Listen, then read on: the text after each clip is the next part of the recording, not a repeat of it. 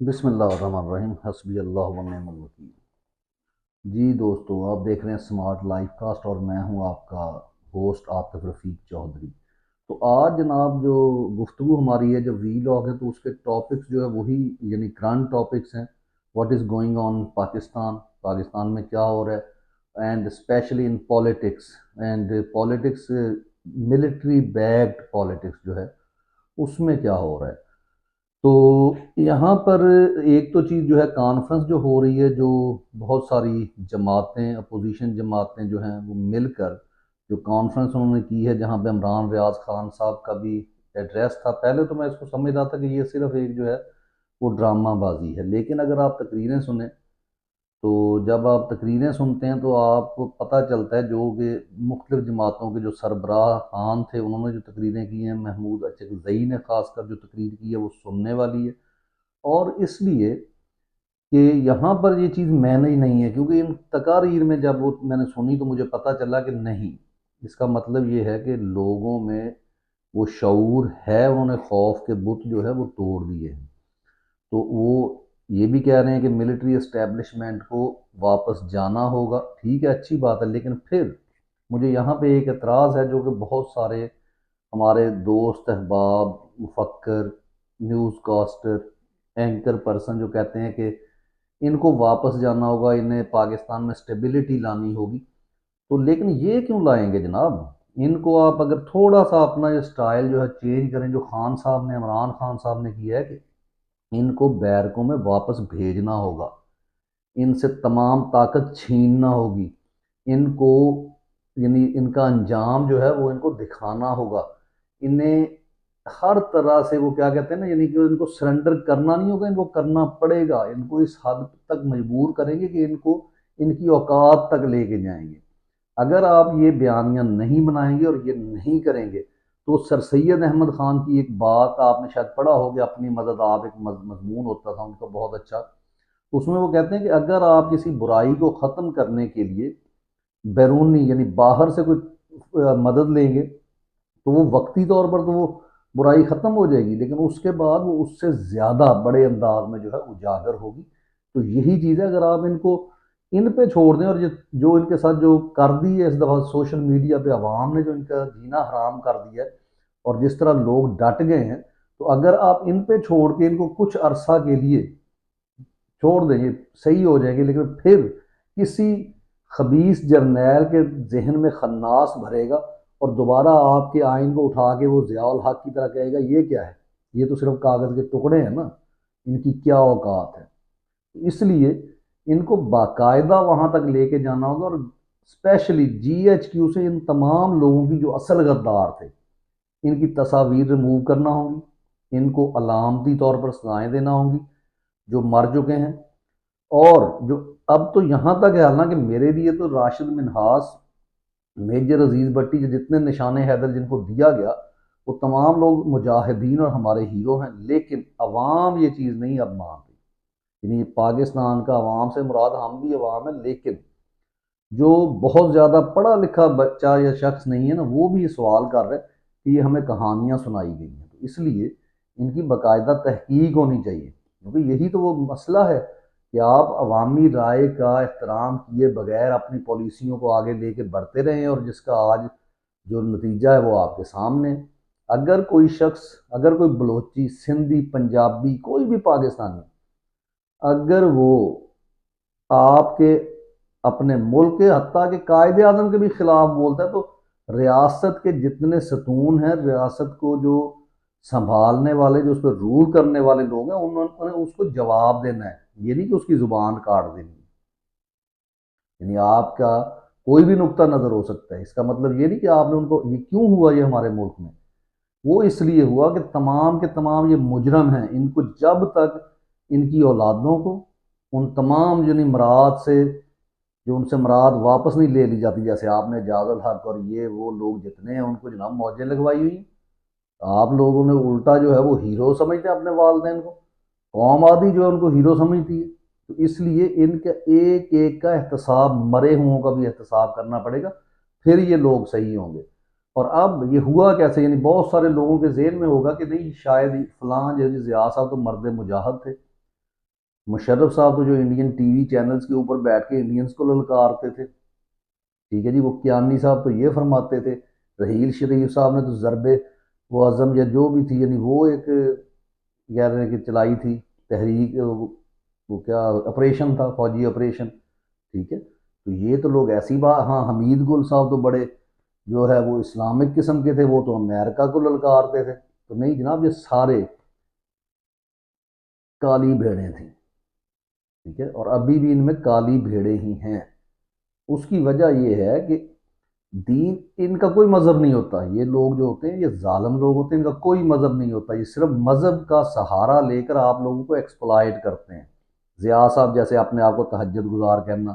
بہت ساری باتیں کرنا، لیکن کون سا یہ دین لے کے آئے؟ یعنی اسلام میں تو ہے کہ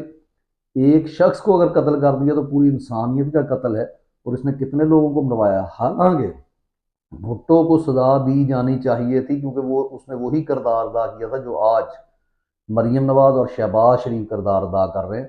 کہ اس نے ملک کو دو ٹکڑے اسٹیبلشمنٹ کے کہنے پہ توڑا تھا۔ حالانکہ اس وقت بے شک اس کی سیٹیں، اسے معلوم تھا میری کم سیٹیں، کیوں حکومت میں آیا، کیوں حکومت سنبھالی، اور جب اس کو تھوڑا سا دماغ جو ہے وہ کام کرنے لگا تو انہوں نے اڑا دیا اس کو۔ تو لیکن اس کا قتل جناب آپ ماورائے عدالت کیسے کر سکتے ہیں؟ آپ نے کتنے لوگوں کو مارا، آپ نے کراچی میں کتنے لوگوں کو مارا، ضیاء صاحب نے کتنے، وہ مسلمان تھے، ڈرامے ان کے، وہ مرد مومن مرد حق۔ اس کے بعد جناب آپ آ جائیں مشرف صاحب کو، یعنی سوائے شراب کے ان کو کوئی کام نہیں تھا، اور یہ جناب انڈین چینل کے اوپر بیٹھ کے لوگوں کے جذبات کے ساتھ کھیل رہے ہیں، قوم کو ایکسپلائٹ کر رہے ہیں۔ کبھی جناب یہ ون کریکولم جو ہے بنا رہے ہیں، لیکن وہ امپلیمنٹ نہیں کروا رہے، وہ تو عمران خان صاحب نے کروایا،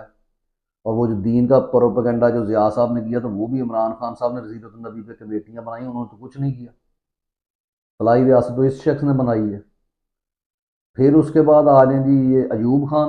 اس نے کیا کیا؟ اس نے جناب کبھی کسی کو غدار ڈکلیئر، کبھی کسی کو۔ یحییٰ خان آ جو اس نے جناب کیا کیا؟ اس نے ملک دو ٹکڑے کر دیا، وہ جنرل رانی کے پیچھے لگ کے، اور یہاں پہ عوام جو اپنا ضیاء صاحب ہیں انہوں نے بھٹو کو پھانسی لگا دی ہے، لیکن جب وہ فوت ہوا ہے الو کا پٹھا، تو اس کو جناب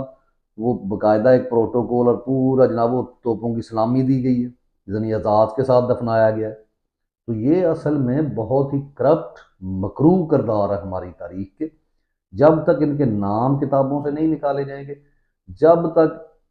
موجودہ جو لوگ ہیں ان کا کڑا احتساب نہیں کیا جائے گا، ان کی پاکستان سے یا انہیں بینش کر دیں یا انہیں یہاں پہ لٹکا دیں، اور یہ جو مر گئے ہیں بار بار کہہ رہا ہوں علامتی سزائیں دینا ہوں گی آپ کو، اپنا پورا پاکستان اسٹڈی تو ختم کرنا پڑے گا نا، نئے سرے سے جو ہے ریوائز کر کے کوئی سبجیکٹ پاکستان اسٹڈیز کا لگایا جائے گا، جس میں یہ لکھا جائے گا کہ ہمارا ملک جو ہے وہ آزاد کچھ عرصے کے لیے ہوا، سال بھی پورا نہیں، یعنی قائد کے مرنے کے بعد اور لیاقت علی خان کو شہید کیے جانے کے بعد اس کو مکمل طور پہ اس کا قبضہ ہو گیا سامراج کا اور یہ طاغوتی قوتوں کا، اور پھر انہوں نے فاطمہ جناح کو شہید کیا، انہوں نے بہت سارے تحریک آزادی کے جو مجاہدین تھے ان کو شہید کیا، انہوں نے پوری قوم کے ساتھ جو ہے وہ ایک جھوٹ بولا، ایسا پروپیگنڈا جو ہے انہوں نے پھیلایا کہ لوگ اس کو ان کو ہیرو سمجھنے لگ گئے، لوگ یہ سمجھنے لگ گئے کہ یہ جو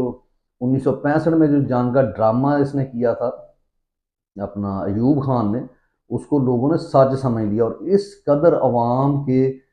شعور کے ساتھ کھیلنے کی سزا یہ ہے کہ ان سے تمام اعزازات واپس لیے جائیں،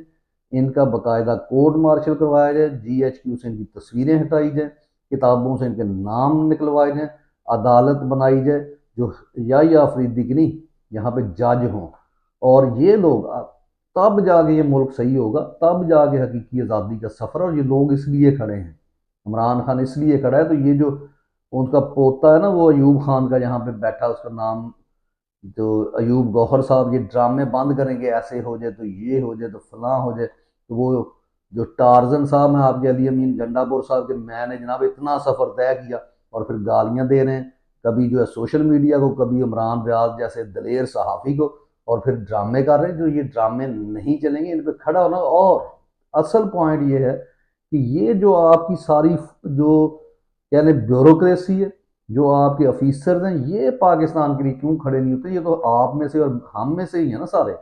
اس کا جواب جو ہے میں دیتا ہوں کہ کیوں یہ کھڑے نہیں ہوتے۔ کیوں جی، سوال تو بنتا ہے کہ نہیں بنتا، بلکہ بڑا اہم سوال ہے کہ جو ہمارے ہی بھائی ہیں، ہمارے ہی بچے ہیں، آپ کے رشتہ دار ہیں، آپ میں سے ہی ہیں، آپ کچھ کے سگے بھائی ہیں، کچھ کے چچا زاد ہیں، بہت اچھے لوگ ہیں، آپ کے سامنے نمازیں پڑھتے ہیں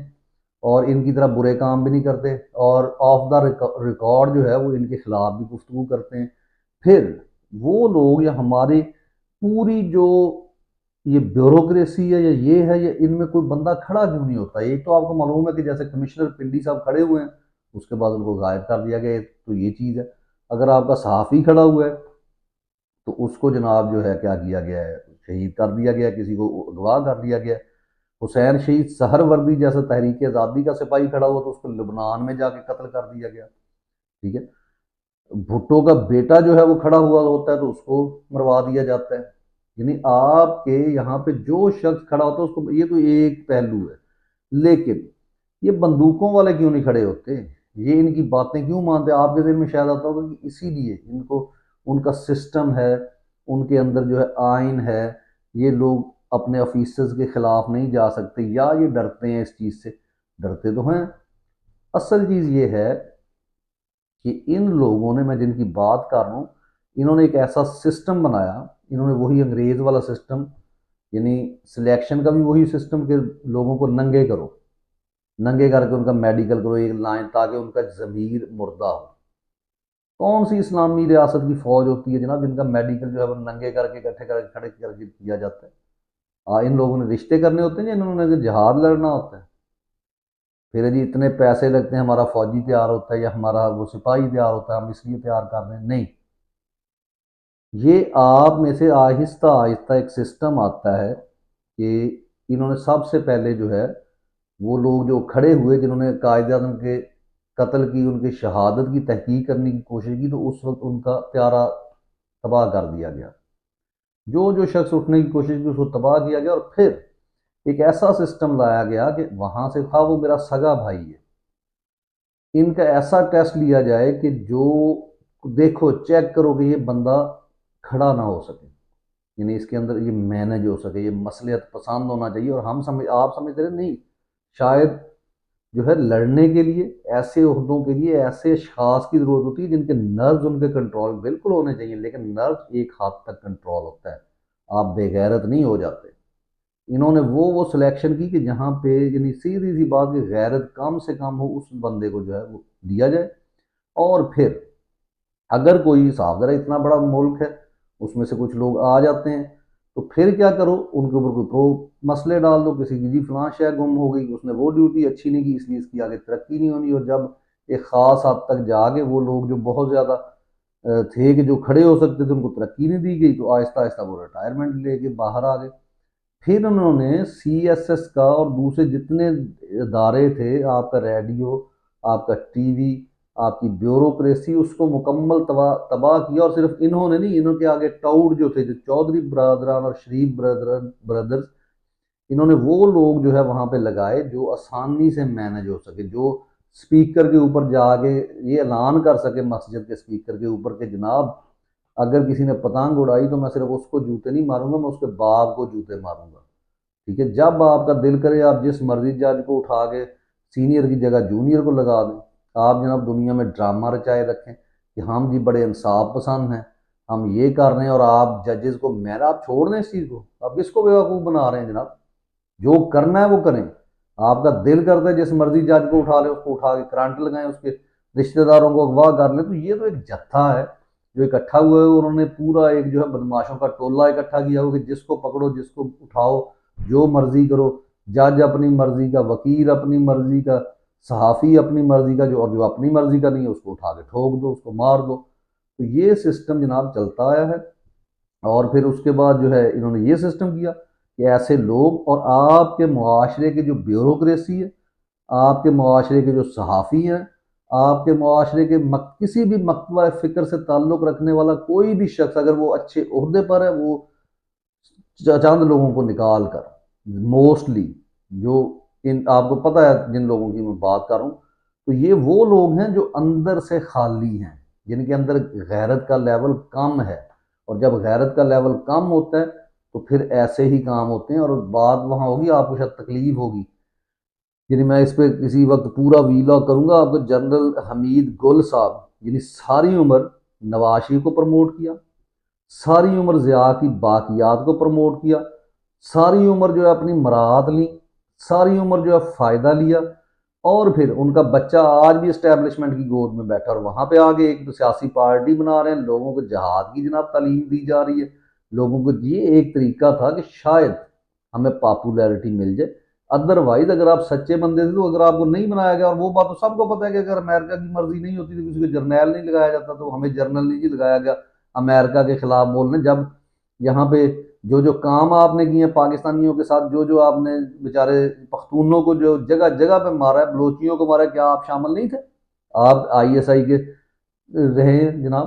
آپ اور بہت سارے عہدوں پہ رہے، پوری ایک تاریخ ہے، اور بعد میں آگے لوگوں کو بتانا یہ ہو گیا وہ ہو گیا، بڑی اسلامی باتیں کرنی، اور جو نتیجہ اگر آپ کے پاس حلال کے پیسے لگے ہوں نا تو پھر بچے بھی جو ہے نا وہ حلالی پیدا ہوتے ہیں۔ آپ کا جو بیٹا ہے وہ بتا رہا ہے آپ فوت ہو گئے، تو لیکن میں تو اسی چیز کا قائل ہوں کہ یہ فوت ہو گئے، ان کو بھی علامتی سزائیں دی جائیں، اور یہ جو آپ ہے نا آپ کی آنکھوں کا آپریشن ہو چکا ہے، وہ صدیق جان کہہ رہا تھا اس قوم، بہت اچھی بات اس نے کی ہے، اس نے یہ جو اپنا نئے جنرل صاحب آئے انہوں نے آپ کی آنکھوں کا آپریشن کر دیا ہے، آگے آپ کو نظر آ رہا ہے، لیکن اپنی آنکھوں سے یہ پٹیاں ابھی بھی اتارنے کی ضرورت ہے، جہاں آپ کو ضیاء الحق مرد مومن لگتا ہے، جہاں آپ کو مشرف جو ہے وہ اینٹی انڈین لگتا ہے، جہاں آپ کو حمید گل جو ہے وہ مرد مجاہد ہے لگتا ہے، اور لگتا ہے کہ بہت بڑا اسلامی جناب ایک جنرل تھا، اور اس نے اور وہاں پہ دو چار تصویریں ہیں جو ٹریننگ کرتے ہوئے، یہ اکثر لوگ ایسے پہاڑوں کے اوپر ٹریننگ کرتے، کیا آپ نے جب یہ اسمگلنگ کروانی ہوتی ہے، جب آپ نے دھندے گندے کرنے ہوتے تو آپ کو کیا ہر جگہ پہ جو ہے 5 اسٹار ہوٹل ملتے ہیں؟ بعض اوقات آپ نے پتھروں، اور جو خاص کر نچلے عہدوں پہ جب آپ ہوتے ہیں تو پھر تو یہ کہتے ہیں کہ مرتا ہے مر جائے، ان کو اس چیز سے کیا تعلق، ان کے صرف اپنے مفادات زندہ رہنا چاہیے، تو یہ اصل کہانی ہے، باقی انشاءاللہ گفتگو ہوتی رہے گی، اجازت دیجیے، اللہ حافظ۔